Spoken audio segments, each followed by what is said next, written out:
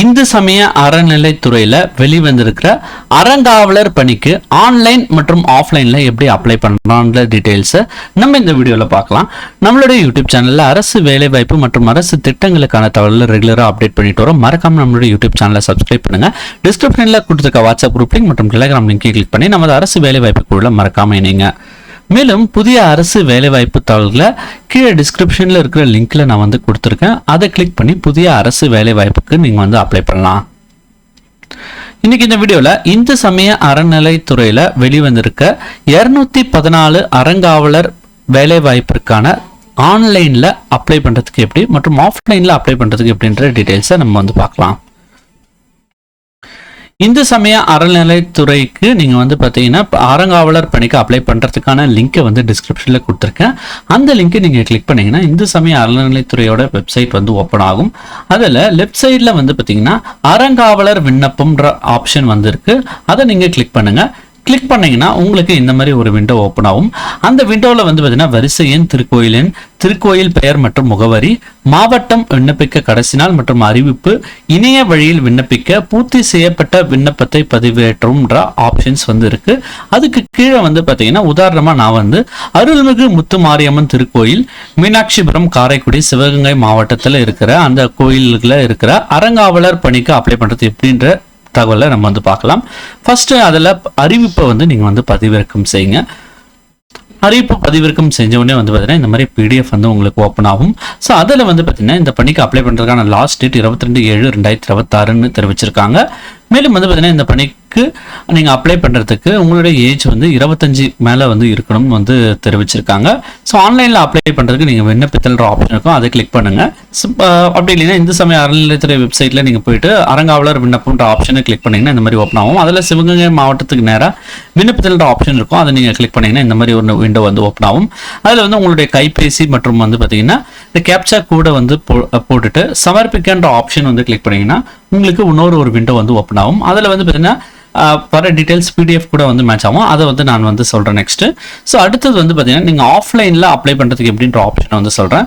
இங்கே விண்ணப்பம் பதிவிறக்கம்ன்ற ஆப்ஷன் இங்கே மேலே கொடுத்துருக்காங்க. இந்த அறங்காவலர் விண்ணப்பம் லிங்க்லேயே நீங்கள் இதை நீங்கள் பார்க்கலாம். ஸோ விண்ணப்பம் பதிவிறக்கம்ன்ற ஆப்ஷன் இருக்கும். அதை கிளிக் பண்ணுங்கள். கிளிக் பண்ணிங்கன்னா இந்த மாதிரி ஒரு PDF ஓப்பன் ஆகும். ஸோ ஆன்லைன் போர்ட்டல்லே பார்த்தீங்கன்னா இதே ஆப்ஷன்ஸ் தான் வந்திருக்கு. நீங்கள் ஆன்லைனில் டைப் பண்ணணும்.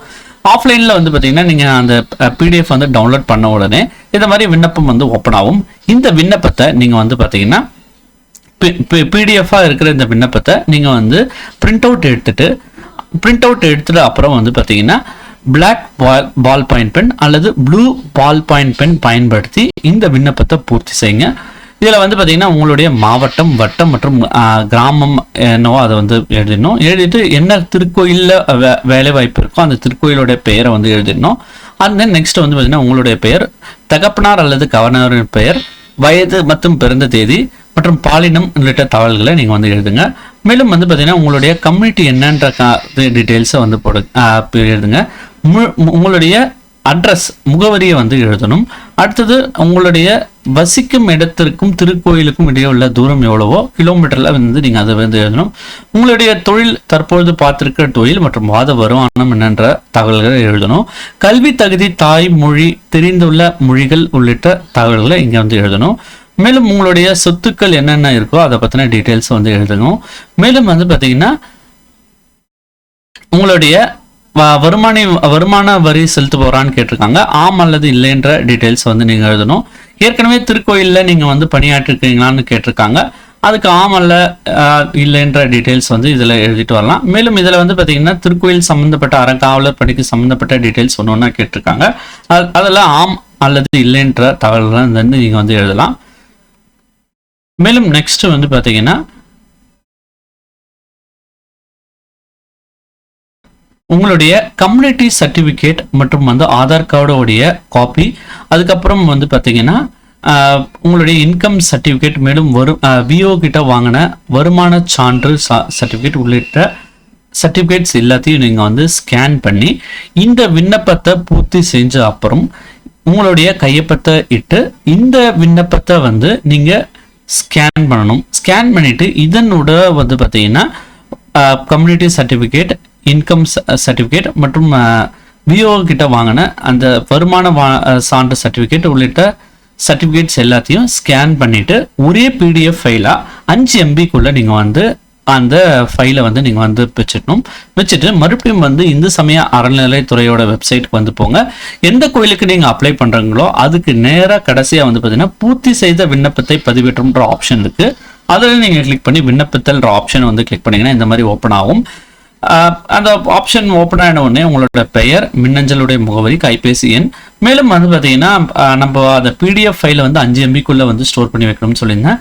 அந்த ஃபைலை சூஸ் ஃபைல்ன்ற ஆப்ஷனை கிளிக் பண்ணி அந்த ஃபைலை வந்து நீங்கள் வந்து இங்கே செலக்ட் பண்ணணும். செலக்ட் பண்ணிட்டு இந்த கேப்சா கோடில் என்ன கேப்சா கோடு இருக்கோ அதை வந்து இதில் வந்து உள்ளிட்டுட்டு இந்த செக் பாக்ஸ் வந்து இருக்கு. இந்த செக் பாக்ஸை வந்து கிளிக் பண்ணிட்டு கேப்சா கோடை வந்து போட்டுட்டு சமர்ப்பிக்கின்ற ஆப்ஷன் வந்து இருக்கு. அந்த ஆப்ஷனை வந்து நீங்க கிளிக் பண்ணீங்கன்னா உங்களுடைய விண்ணப்பம் வந்து பதிவேற்றம் செய்யப்படும்.